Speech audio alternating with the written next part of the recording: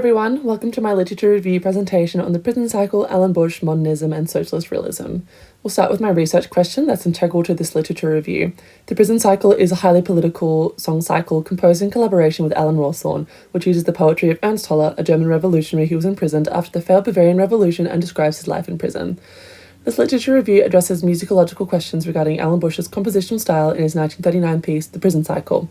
As a transitional composition that lies in the threshold between his affinity for modernism and his later allegiance to socialist realism, this literature review will assess how academia has interpreted Bush's voice as a composer pre-1948 and post-1948 and how it relates to the prison cycle. You can see here my scope and search strategy with the keywords Alan Bush, modernism, Prague Congress, communist music, socialist realism, and British classical music. For the first two sources, both are written by or are highly contributed to by immediate family members of Bush. Firstly, Nancy Bush was Alan Bush's wife, and secondly, Rachel O'Higgins is Bush's eldest daughter. This reflects a trend in scholarship on Bush before about 2009, in which a majority of scholarship regarding him is written by his close family or friends. Despite this, both sources are really useful and are much more personal than others. I managed to get the book by Nancy Bush through a UWA Get It request. The third source is a 2017 book by Bullivant, which is the only major English language study on Alan Bush. It is a detailed source of his entire musical and political career. Lastly, we have the Alan Bush Music Trust, which contains more primary sources because they're all written by Bush, but it's still worth including. We will come back to Bullivant soon, but she is a really important scholar in the field and changed the way that academia has received Bush. Before she began writing on him, the general consensus was that he embodied a highly modernist, intellectual and Central European style in the 1930s, and post-World War II a simplistic, accessible and nationalistic style to conform to his newly found allegiance to socialist realism. All four of these sources here reflect this idea in some way. The 1948 Prague Congress was a pivotal point in Bush's life in which he and fellow communist composers and musicologists gathered to sign the Prague Manifesto associated with the Zhdanov degree.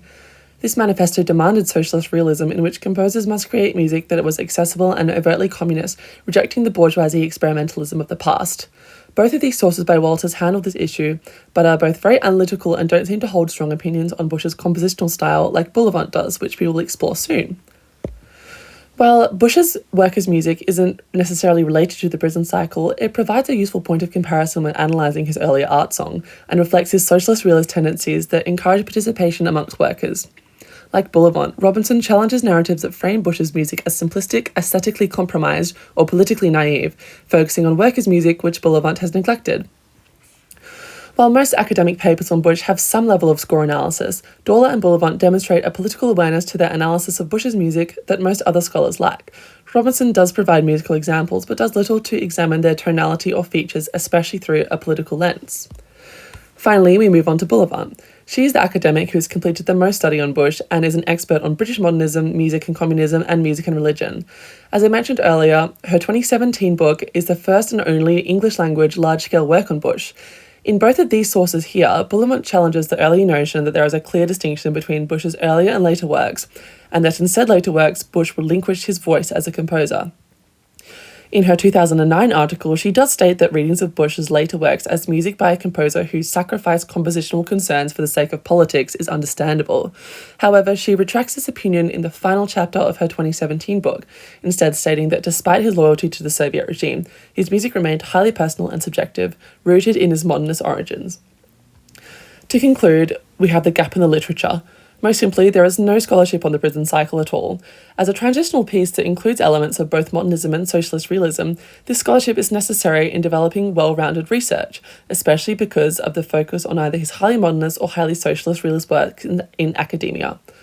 Another gap is the lack of scholarship on Bush's music for solo voice and piano.